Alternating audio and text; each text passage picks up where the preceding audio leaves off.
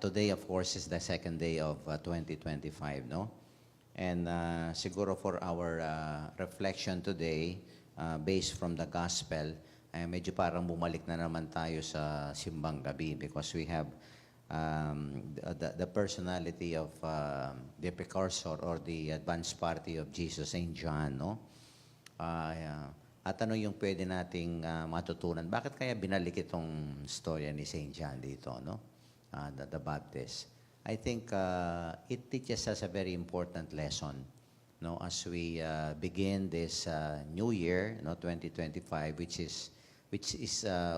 was declared, no, as the Jubilee Year of Hope by Pope Francis. Ang isa sigurong pwede nating mahugot na message sa atin dito ay yung the clear sense of identity and mission of Saint John the Baptist, no? He had a clear sense of identity and mission. Kasi tinanong siya, who are you? Okay? Sino ka ba? Yan, no? That is so important. I think that is an important question, no? Siguro nag-review kayo, nag-examine kayo, no? Anong nangyari sa 2024. But as we go and we move forward, isang napakalaki at importanteng tanong ito. Kilala ba natin ang ating mga sarili? Ngayon 2025 na ito, no? Ano nang nangyayari sa ating mga sarili? No? Especially in terms of ating yung identity. Yung ating pagkakakilanlan, sabi nga sa Tagalog, no?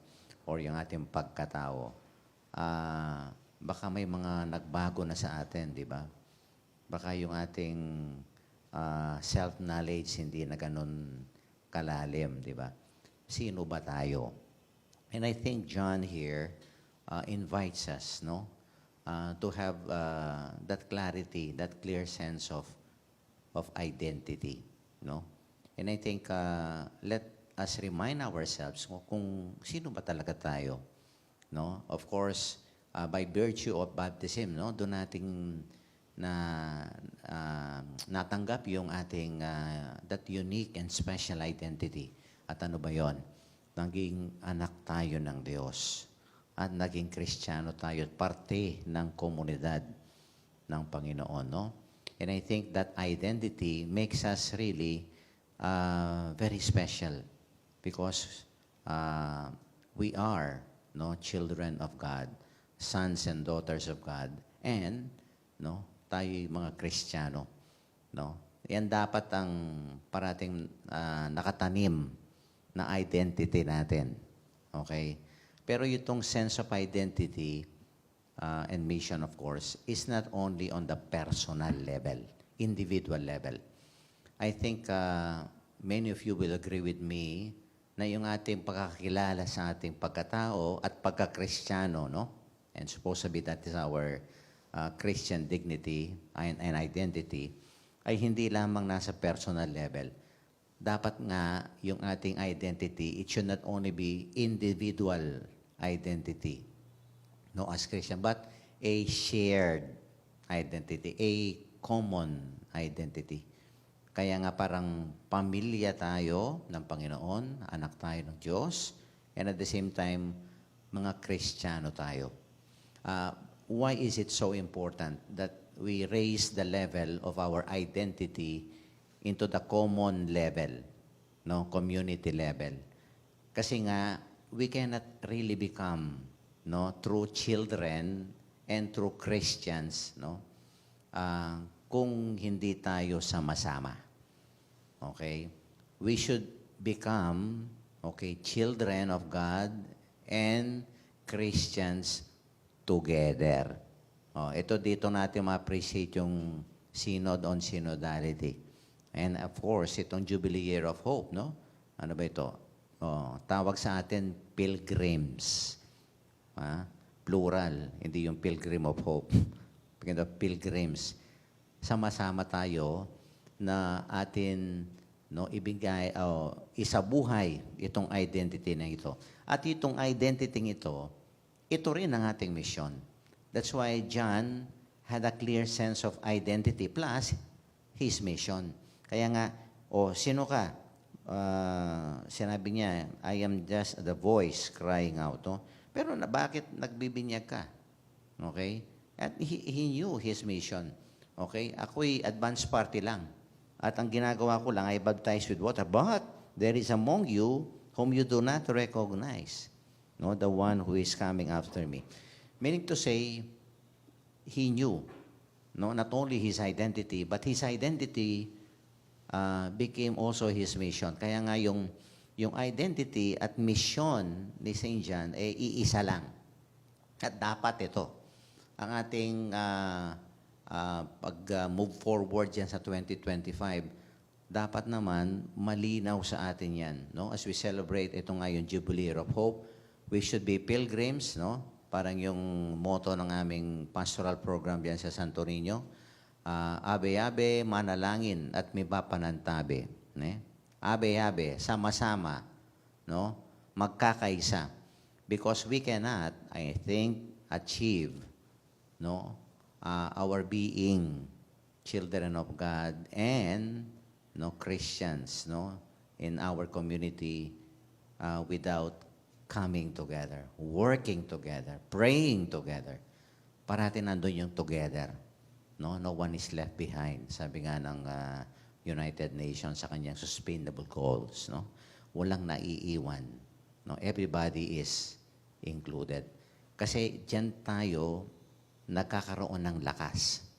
Pag tayo'y sama-sama na isinasabuhay natin yung ating pagkakakilanlan, yung ating identity. And at the same time, sama-sama tayo sa ating paggawa, no? Ng ating mission. And incidentally today, no, tamang-tama itong piyesta natin.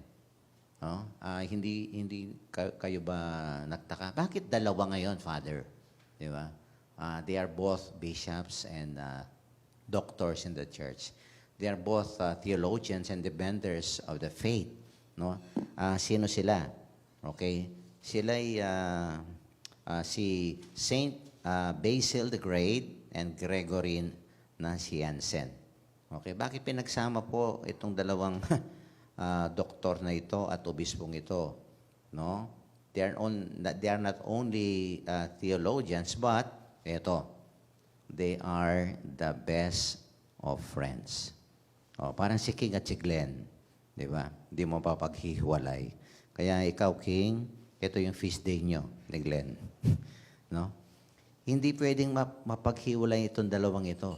And you know, while I was reading the Office of the Readings this morning, no, let me quote to you an excerpt dito sa sermon ni, just to give you a picture of their friendship. No? Sabi niya, such was the prelude to our friendship. Sabi ni Gregory dito sa sermon niya, no?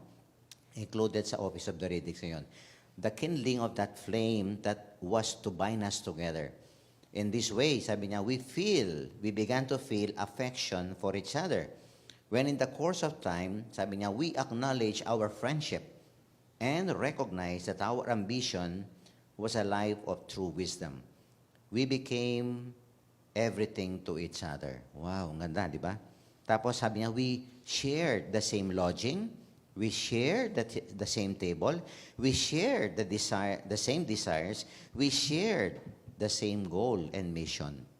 Our love for each other grew daily warmer and deeper. Wow, talaga. Sana ganyan tayo yung common identity, di ba? Common mission. Hindi tayo pwedeng papaghiwalayan. Di ba? Sama-sama together. Nagkakaisa. No? And I think that is the spirit that should move us ngayong 2025. Kaya tamang-tama dito sa 91.9 Bright FM. Kakaluguran. O, kaya maging kakaluguran members na po kayo.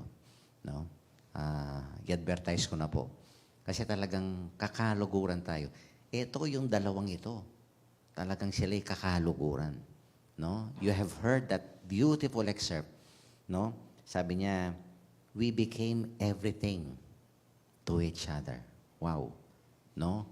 One mind, one heart, and one soul. Although two bodies, but they share the same of everything in life.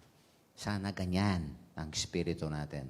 And I think St. John challenges us today, di ba? Na tayo ay, let us move forward ngayon 2025. Not only as individuals, no, not only as a personal level that we achieve our identity and mission, pero on the communal level. Let us raise, no, the level of our engagement, of our connections and our relations to one another. Kaya sana po ay pag-igtingin natin, palakasin, palalamin, no, ang ating relasyon sa isa't isa. Let us try to achieve and respond to our common identity and our common mission para po talagang tunay na tayo po ay mga magiging pilgrims of hope. Kasi ang pag-asa ay nag-uusbong pag nagkakaisa tayo, lalong-lalo na sa ating pananampalataya sa Diyos. With this message, let us continue our Eucharist and let us pray that the friendship, that the deep connection and togetherness and the bonding which Saint Basil and Saint Gregory, no, have manifested during their lifetime, ganin din po tayo dito. Sa Bright FM, hindi lang kina King at Jel, ay kina na Glenn, no?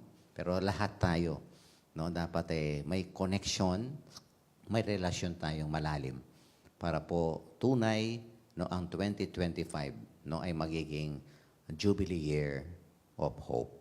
Amen.